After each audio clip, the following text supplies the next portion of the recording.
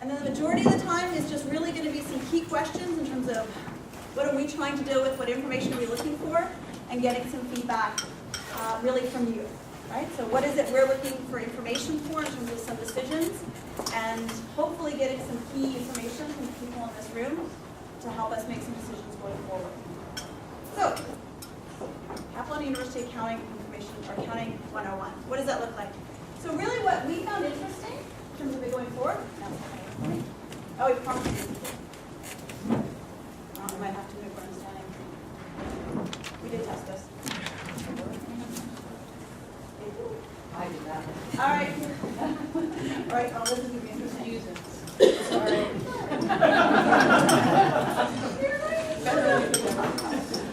Okay, so it's different than some. We really have four main sources of where our revenue comes from. So some of it comes from the government in terms of our operating grants. Some of it comes from tuition, and our tuition comes both from our domestic students and from our international students. We get some money from a government grant, which helps us with some of our bigger ticket items and some of our capital items that we can pay for. And we get sometimes some one-time funds. People give us money for donations.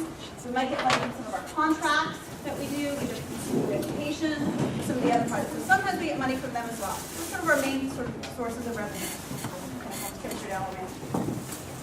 So what are some of our challenges with these? Yeah, as much as do I have it. All right, so the operating grant has some challenges with it. What are the challenges with the operating grant? Well, it's not growing. The government is not giving us any more money. So that's been fixed for a number of years. The problem is all the expenses associated with it are growing. So really, if the expense is growing and the money's not growing, basically our purchasing power is just declining. So yes, we have the operating grant, but in terms of what it's able to do for us, that's just not growing. So that's one of our biggest challenges. Challenge with tuition, international revenue doesn't have a fixed component to it, but domestically, we've got some challenges there as well. Technically, we're capped on our domestic revenue. So they say we can grow at 2% if the board approves that. So the board says if they say we can grow, we can increase it only up to 2%, and that's on our existing programs. Okay, so new programs is not under that cap, but all of our existing courses and our existing programs, we cannot increase fees any more than 2%, assuming the board agrees to that. Okay, so our domestic revenue, there's not a lot of options there. In terms of the government capital grant, they used to fund it up to $1.6 million. And that's where we used to be able to do things. If the roof needed to be changed, or roads needed to be fixed, or there was upgrades, that's where we used to get that money from. We used to get $1.6 million. That was cut back to $425,000, and we're expecting the government's probably going to say no more than that. So that would be zero. We have to figure out where that money is going to come from. The one-time money is great, and there's options, but really one-time money comes with limits. So if somebody gives you one-time money, we can't say, well, great, we're going to use that to pay for someone's salary, because what happens to that person next year if we don't have that one-time money? So it's one time, but it's really only good for one-time things because it's one time. So those are our sources of revenue. And there's some great benefits, but there's some real challenges that come along with that. So where do we spend our money? Well, the main areas we spend our money. We have our operating expenses, so salaries, right? People who work here. We have some expenses, so the janitorial staff, the overhead, the utilities, the lights, the basic expenses, the big ticket items, fixing our roofs, the telephone upgrades, and then just lots of the one-time things that come up. So it's IT services, if we need to do anything around IT services, fix any of the labs, any of the other stuff that comes up on a daily basis. What we found interesting, we have one more time, Marianne, around the operating expenses is salaries, one more time, was 83%, and the expenses were 17%. So when we looked at a lot of the stuff we've been doing over the last couple of years, in terms of trying to find those operating efficiencies, we've been really focusing a lot on expenses, but the biggest chunk of our operating budget really is in expenses. It really sits with our salaries. Okay, can you go again? So what's some of our key messages that we took away from this? Okay, good one. Realistically for us, which was interesting, is break even in terms of our classes. So we think, well, let's just run more classes. Break even for us is about 37 students. We don't usually run 37 students. And our operating grants just don't cover that shortfall anymore. Okay? So they never really did, but that's what they helped us with that. Okay? So 37 is about break even. We just don't get the money from the government to cover that. 17%, so we looked at, it really is our operating budget and expenses. And there's been a lot of efforts in the last couple of years to really sort of focus on those and do that. So we've talked about shortfalls. So about the last 6 years has been the main focus of really looking at those operating expenses and trying to find those operational efficiencies. And that's really been the main focus of the last 6 years, is trying to find those operational efficiencies and where those have been. The opportunities for one-time funds, and there's some really interesting things going on. So the BOSA building is a great example of that, and some really interesting things that are going on. So lots of different, we can deal with a lot of those, but those will help us with the one-time items. We still have to really look about what we want to do about the ongoing expenses of the university and the ongoing revenue. Our domestic tuition, which is an interesting one, so our current, that's still capped. Okay, so our current courses are still capped at that 2% per year. Okay, assuming it's board approved. Again, there's certainly no guarantees. Our board approved at 2%. That's all of our current courses that are actually capped. They're not our international, but we're capped in our current courses. Not our new courses or new programs, but things that are currently in existence. And then finally, really, I guess this was what we sort of took away as a budget committee, is really based on all of it. There's lots of challenges, interesting opportunities. But really what it means is that things are changing. And what we really see is that we have to be creative. And we're going to have to figure out sort of our own path in terms of what we want to do differently or how we're going to make this work going forward. So what today was about is being very clear that the budget committee does not know the answers. We don't know the answers. We've been asked by Senate for ideas and suggestions. The university has come back and said they would like to be part of the process of giving ideas and suggestions. So what we're hoping for today is some great brainstorming around these 3 questions. The 3 questions that we sort of thought we're looking for ideas and suggestions on, and we're looking for the brain power in this room within the context of this information to hopefully come up with some ideas. All right, with that said, I'm going to ask Michael to come up and maybe talk a little bit about the change in the process. And then we will be going. I've got nothing to show you up here. You should take it. All right. So the Budget Advisory Committee this year has responded to a number of requests for changes to the budget process. They came from different sources. So one was from the Senate self-evaluation report, which suggested to us that a number of people on Senate didn't really understand quite what the Budget Committee did and its role in the budget process. We are responding also to requests for changes from the broader campus community, partly in response to last year's budget process. And we are also responding to changes that have happened in the structure of the Senate subcommittees. So a little bit about each of those perhaps might help show you where the changes are happening.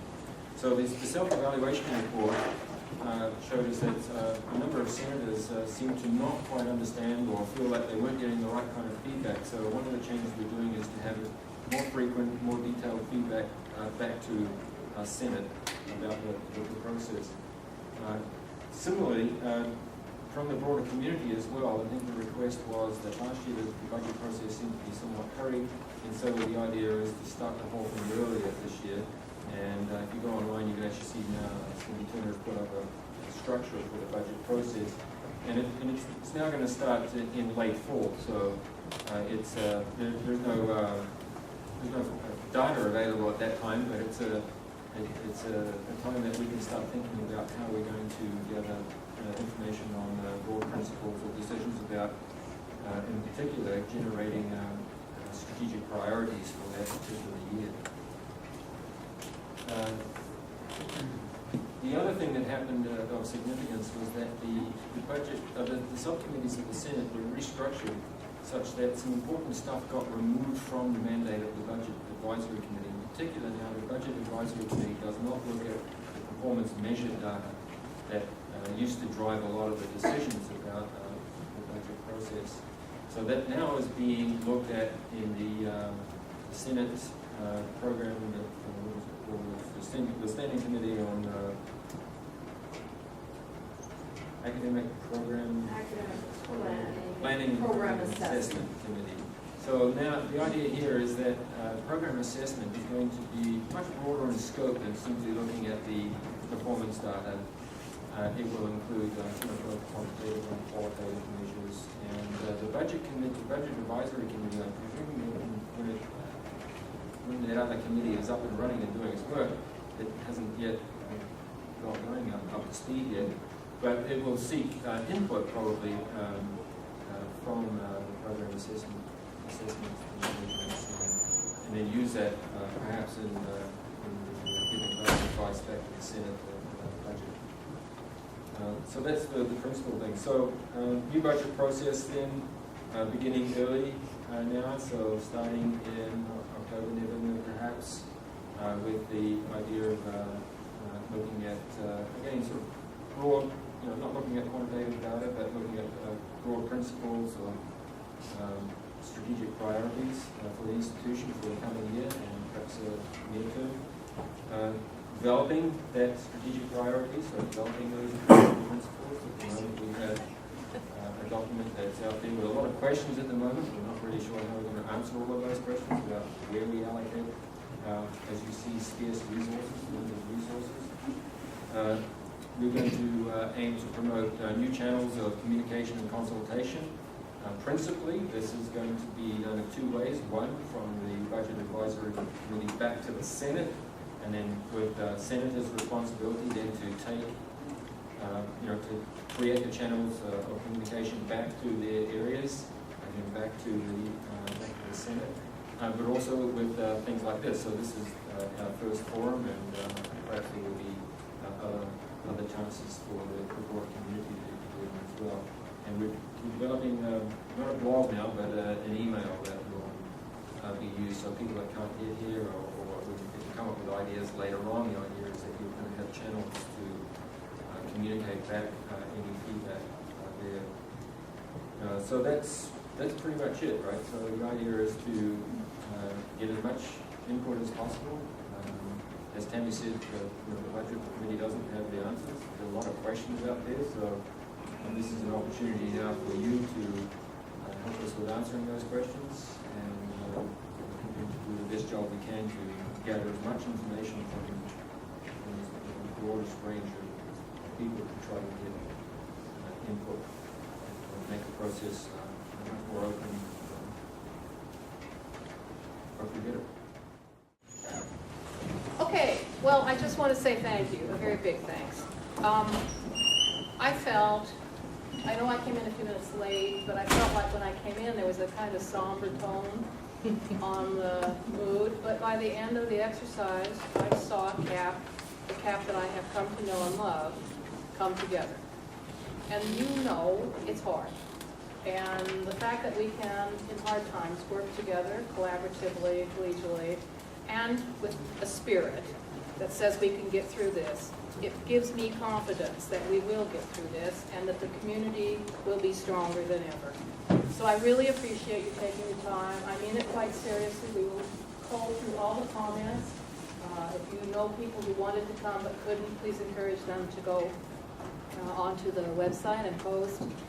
We will keep the dialogue going because time goes quickly, and so we've got to move pretty fast in terms of working at the budget level and coming up with some ideas based on what you've told us and what we've gleaned from the data that we can look at. So we're moving, and we will certainly keep you involved in part of that process. So I appreciate it very much. Thank you.